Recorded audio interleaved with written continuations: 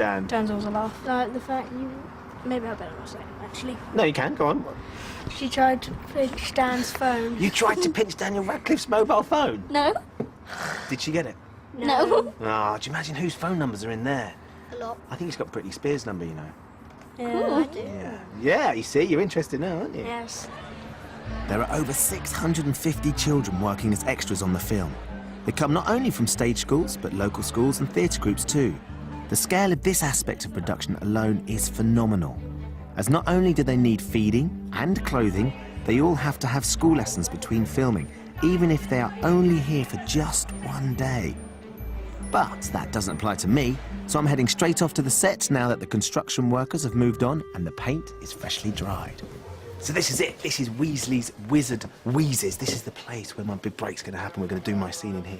And it's just incredible. The detail, as ever, is extraordinary. All the toys. And the thing that you can't get is it actually smells like a toy shop or a sweet shop. But the thing I love more than any of it, more than the anti-gravity hats, more than the dancing chickens, more than all the sweets, is this. 10-second pimple vanisher. I'm going to have me some of this. Brilliant. Weasley's Wizard Wheezes is the shop opened by Ron's twin brothers after they left Hogwarts. It's an emporium stuffed with over 40,000 packages and boxes, which took 15 people nearly a year to design and over 50 people to create. Now look, how extraordinary is your joke shop? It's awesome. Yeah, it's kind of freaky having like a 20-foot version of you on the set. Especially on Moose, yeah. It's great. I mean, I think it is one of the best sets throughout the whole series, let alone just on this film. Obviously, you've been in there and you've had a look round. Have you got a favourite thing? Have you got a favourite part of it? I think it's a mix-up between either there's a girl, like a model of a girl being sick. Yeah, which just keeps the puking puking pastels. Yeah, the puking pastels. And there's also the pimple concrete, I think. Yeah, the 10-second pimple vanisher. Yeah, it looks amazing. I've nicked some of that. Because I think that would be It'd worth be a a good fortune seller, on wouldn't it? the open market. Talking of which, I wonder how much I could get for these. But enough of this wheeler dealing. I'm wondering whether Dan's got any tips for my big screen debut. I think you should have just sort of played him as someone who's not necessarily a wizard and just totally confused by everything around him. That could have been good as well. I could be confused. Yeah, you could show your confused face. That's very good. Yeah, I can do surprised. that's very similar. I can do confused and surprised. Yeah. There's so much going on with the hands out of shot. I don't think you can actually see it, but Look, Ben doesn't do I haven't expression. even noticed my bling yet, as well. Oh no, that's wizard bling, where it's made out of pewter rather than gold. Yeah. Yeah, it's good. I It like was once a tankard. Now, I'm not here for all of them, but there are 5 days scheduled to film this scene, which will only run in the film for 1 minute and 22 seconds. Hey guys, sorry to interrupt, but Ben needs you on set. Great, thanks. Thank you. This is it. A big moment. I'm going to go on to set now. I'm not sure you're going to get through the scout, so I'll see you on the other side. Although I spend my working life in front of a camera, this is one of the most nerve-wracking things I've ever done. I'm only a small part of the background action, but I just don't want to make a mistake. Ready, and background action! In this scene, whilst Harry, Ron and Hermione are visiting Weasley's Wizard Wheezes, we see Lavender, Ron's love interest, for the first time.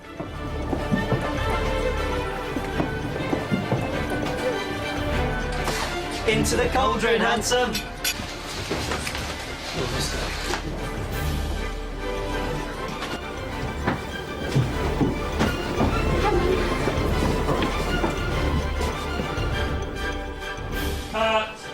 And that's me done.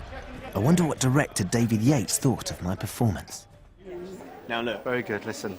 I've seen some first days, and that was one of the best I've seen, really. Very, very good. You're a real pro. Do you think so? Yeah, very natural, but vivid.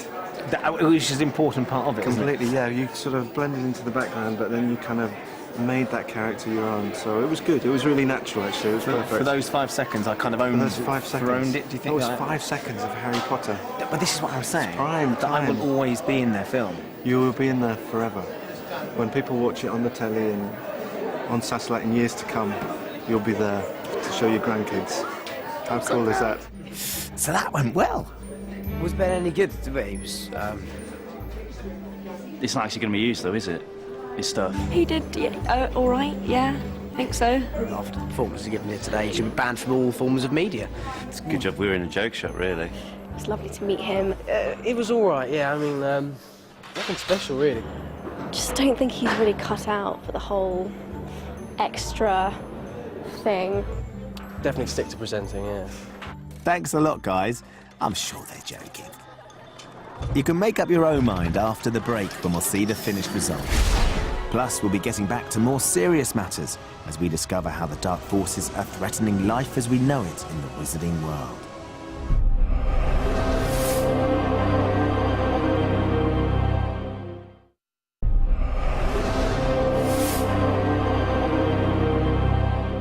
Welcome back. We've come behind the scenes on Harry Potter and the Half-Blood Prince. Everywhere you look, there's some form of magic, the darkest of which has its roots in the orphanage at the end of this street, which is home to the young Tom Riddle.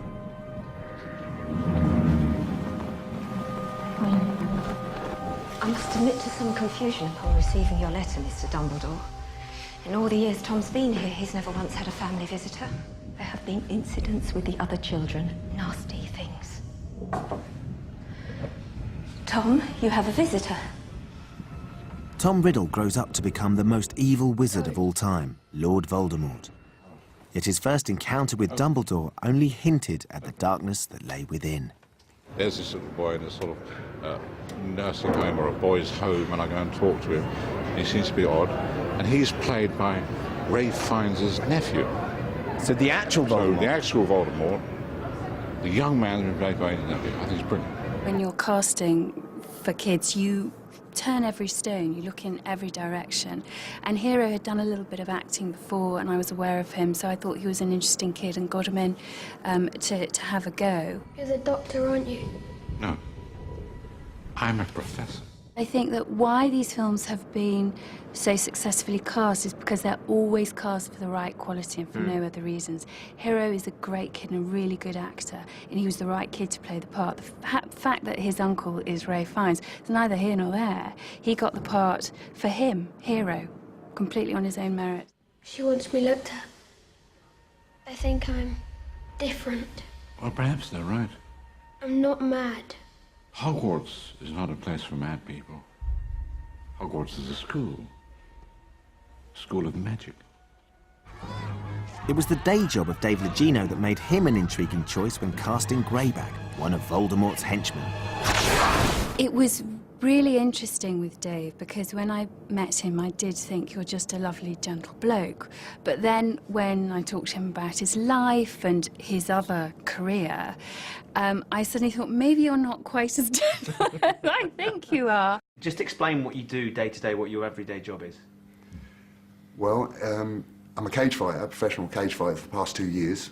Which, for anybody that might not know what cage fighting is, it's exactly what you say, isn't it? There's a cage on a stage, and you go in and you fight. Go and say 2 men enter, and 2 men leave as well. Yeah. So that's and but it's, mixed martial arts is a proper term for it, where all the combat sports in the world are combined, and you can use any technique you want. What Dave has is an ability to switch his head to a certain angle whereby he can completely understand someone who's as ferocious and mercenary as Greyback the werewolf. It's an extraordinary character. Tell me about Greyback. Who is he and where's he from? Well, he's an untransformed werewolf. He feels like he's an outcast, and he's shunned by society for being a werewolf. And so rather than wanting to join in with them, he wants to infect as many people as possible, especially young children, so they grow up and being a werewolf becomes the norm.